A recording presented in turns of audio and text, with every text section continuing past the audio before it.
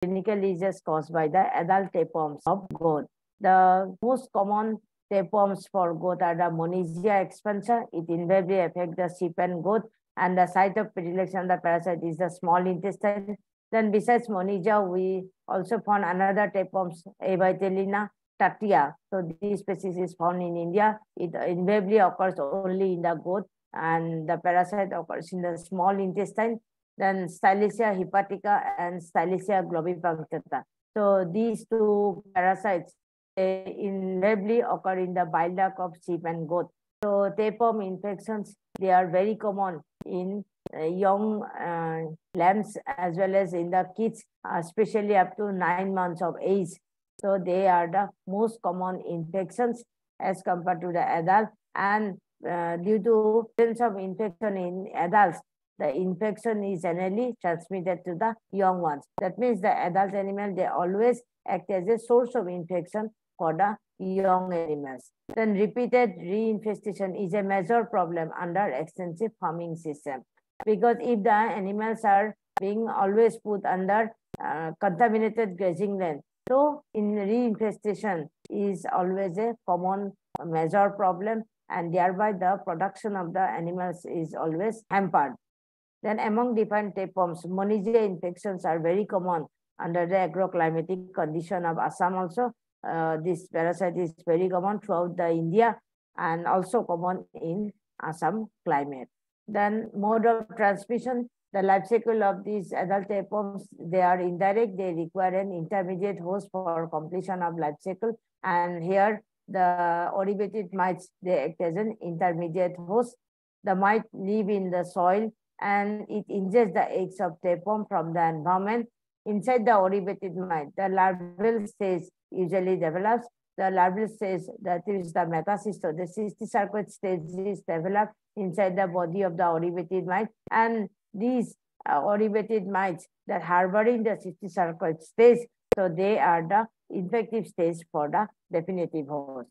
So although these are soil-dwelling mites, but they generally avoid the intense sunlight, and these mites, they are found to be hide in the roots of the grasses or in the soil. They try to be away from the direct sunlight, because these extremes of or daytime sunlight, they may cause desiccation to the mites. So they avoid the direct sunlight. The lambs and kids, they get infected due to ingestion of mites containing the infective larva or cystosarcoid stage of the tapeworm during grazing. Then following ingestion of the larva, the parasite develop into the adult by 40 or 50 days, and they start shedding the gravid segments containing the eggs, which comes out along with the feces of the host to the environment. Then cholesterol antibody, they provide protection to the young ones up to 3 months of age. But when they are allowed to graze under open grazing system, they become heavily infected, because after 3 months of time, the maternal antibody starts declining, and at that time, animals are somewhat immune susceptible. So immunity level little bit goes down, and at that time, if these animals are put under contaminated grazing land, so they will be heavily infected and they will show the clinical form of the disease. Then, as we have discussed on the life cycle and epilepsy, so oribated mites, they act as an intermediate host for tapeworm infection, and these infected cystosarcoid, they develop inside the body of intermediate host, and definitive host, they get the infection through ingestion of the infected mite containing cystosarcoid stage of the parasite. Then pathogenesis and clinical signs, we can see the clinical form of the disease in kids and lambs below the 6 months of age. So once the parasite, they invade the host, they penetrate deeply into the mucosa of the small intestine, particularly duodenum and jejunum. They cause nodule formation in the intestine. There will be proliferative inflammation and cellular infiltration. In heavy infection, intestine will be packed with the tapeworms, leading to obstruction and also leading to clinical signs like digestive disturbance, diarrhea, and untreatedness. In mild, generally mild infections, we do not see any clinical symptom, but when the intestine is heavily infested with the parasites, we can see the digestive disturbances as well as diarrhea we can see. And here we can see the hanging of the adult tapeworms and from the anus, and it may also cause disturbance to the animal. So diagnosis based on the clinical symptoms, we can see the presence of the adult parasites in the feces. We can see the gravid segments in the feces. Here also in the postmortem also we can see the lumps of adult parasites in the feces very commonly. So when the pre-patent period completed, so we can see the presence of the gravid segments.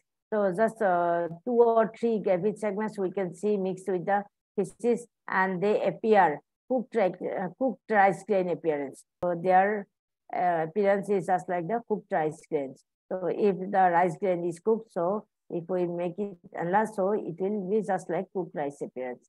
Then detection of specific eggs or the gravid segment in the feces. So this is the ova of the Monesia parasite, and we can see the pyrethroids, and detection of specific antibodies in the serum or antigen in the feces of the host by ELISA test. So by serological test also we can detect the presence of antibody or antigens.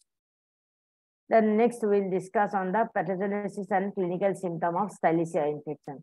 So Stylicia infections mostly invade the bile duct of sheep and goat. Here also the orivated might act as an intermediate host, and it causes occlusion of the bile duct, and there will be mild to moderate form of cirrhosis of the liver, and because of presence of the adult parasites in the liver, so mostly the liver at the postmortem or in the meat inspection, the liver is condemned or liver is rejected, and thereby it will lose the economy.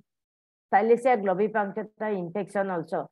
The parasite occurs in the small intestine. Here the orivated mite and zoocysts, they act as an intermediate host.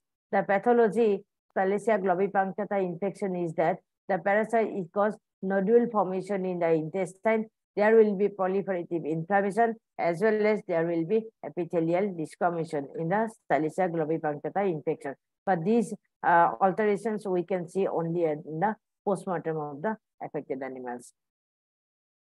Then diagnosis, examination of the fecal samples for presence of gravid segments, proglottis that looks like rice grain appearance. Then examination of fecal sample for detection of eggs with characteristic morphology. After necropsy, large tapeworms can be seen inside the intestine, and diagnosis is usually done only after slaughter of the goat. So this is the ova of Stylicia parasites. Then clinical symptoms of A. vitellinia infection. It is caused by A. vitellinia tatia in India, occurs in the small intestine of goat.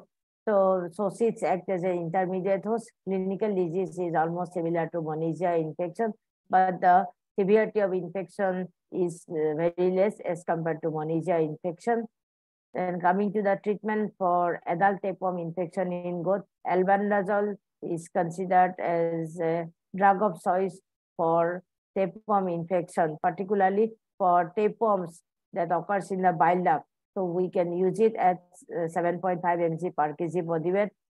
Then praziquantel remains as a drug of choice for tapeworm infection, both for ruminants as well as for other animals. So praziquantel at 3.75 mg per kg body weight is found to be highly effective against cystodes that occurs in the small intestine, particularly Monesia infections. So praziquantel is considered drug of choice. Praziquantel at 15 mg per kg body weight, it is highly effective against Stylicia infection. So that occurs in the liver of the goat. So praziquantel requires high dose. High dose is required for Stylicia infection as compared to Monesia infections. Then periodical plowing and reseeding of pasture helps decrease the infected mite load. As we have seen in case of adult tapeworm infection, particularly in Monesia infection. So we can see the infection generally comes from the grazing land. So periodical plowing of the grazing land is required. Then rotational grazing is also required as well as, so if we can give rest to the grazing land, minimum 2 months or 3 months of time, if we prevent the animals to grazing in that land. So thereby, if there is presence of any infection, or in case of Monesia infection, as we see, the oribatid mites, they transmit the infection. So even if the oribatid mite, they become infected with the cystosarcoid, if they fail to propagate the infection to the intermediate host, so the infection, the cystosarcoid will die and no more infection will be transmitted to the small ruminants. Control of the grazing land or by rotational grazing, so we can reduce the infection, and for that we can also suggest for zero grazing. Herbivores or especially small ruminants, if we advise for intensive farming to prevent animals to grazing in the open grazing land, so they will become infected. But if we prevent them grazing in the open land, and if we provide pastures in the farm itself, or if we adopt for intensive farming system, or if we suggest for zero grazing, we can escape from infestation by the different tapeworms, and thereby will maintain the productivity in the animals. Otherwise, so infection is always available in the environment. We cannot make an environment zero parasite, but we can adopt this type of tactics, especially zero grazing we will advise, because in zero grazing there will be no further infection from the environment, and we can go for production of the animals, or we can increase our activity and thereby uplift our economy, and proper hygiene and waste disposal. So these are the measures we can use it for prevention of tapeworm infection in small ruminants, particularly sheep and goat.